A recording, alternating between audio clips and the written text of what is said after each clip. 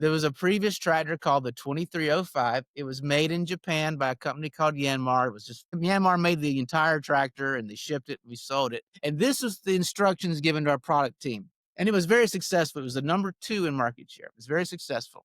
Kubota's number 1. Anyway, so the instructions were said, hey, take that tractor and let's build it in the US. Don't do anything else. Don't add to it. Don't mess it up. It's simple. And also, as part of those instructions, we were told this is the bottom end of the market, the smallest tractors, and nobody will pay for anything. All they want is a cheaper price. That is all they want. These are your instructions. Bring the tractor here. Don't add any costs. Make it cheap. Those were our instructions. Well, we took advantage of a little loophole because there were 2 factories in the US who were fighting over who was going to build it. One was in Georgia, one was in Wisconsin. And so we had this massive matrix of executives having oversight into what we were doing because it was between these 2 factories.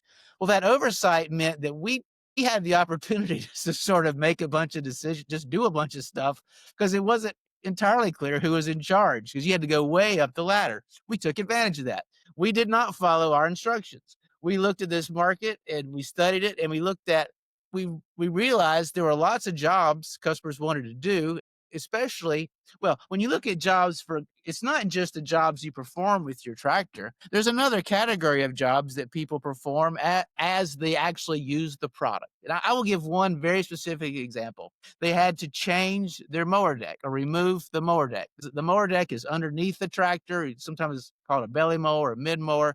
And it was very cumbersome. It was very difficult to take that out. You had to pull these pins, you get grease on you, you might cut your hands. There are lots of jobs like this. I just mentioned this one for Yep. illustration. But so what we decided, we found all these unmet needs, all these outcomes that were unsatisfied. And this was a big one. It was people were having a lot of trouble performing this job of changing this mower. And there were a lot of others too. But so what we decided to do is we were going to come out with an economy model and a premium model. Now, the economy model would stay very close to our instructions given. It was going to be bare bones. In fact, it was going to be less. It was going to be even more economical than the model replaced. But the premium model, we added lots of features. We added this premium air ride seat. We had this cool function that to change that mower deck, you could drive on the deck, and there's all this mechanical stuff that had to happen, and it would connect itself and disconnect itself more or less Wow. automatically. Now, one of the reasons to even do research is if you're tackling a difficult problem, such as change the mid-mower deck, it's difficult for a reason. So we ran into major technical challenges to make that happen. So what we had to do was go back to management, and we had to say, we need more time. We need more money. Here's our data using jobs to be done. Here's our data. If we solve this problem, it will be a huge deal, but it's going to be hard. And I can't give you a date of when we're going to solve it. It's like there's this ongoing joke, let's schedule a technical breakthrough. We'll have it next Friday. You can't do that. And so we really spent a lot of money. In fact, we had 2 parallel teams working on the problem at the same time. And ultimately we did solve it. But so when we came out with these tractors, I just gave that one example, this mid-mower deck that attaches itself, but also with this premium seat, cruise control, we added lots of features to the high end. And we were absolutely, when we were showing this to leadership, just absolutely ridiculed for this, for ignoring our instructions. I mean, I guess you have to give them credit. They were trying to hose the fire, but we literally just did it anyway.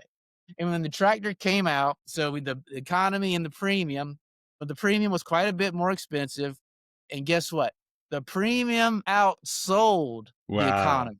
Now, the premium had substantially higher margins, but so it was just a massive success, not only in volume, but in profitability. But really, we didn't do anything fancy or crazy. We started out our conversation talking about, hey, the most proven methods are really basic. They go way back.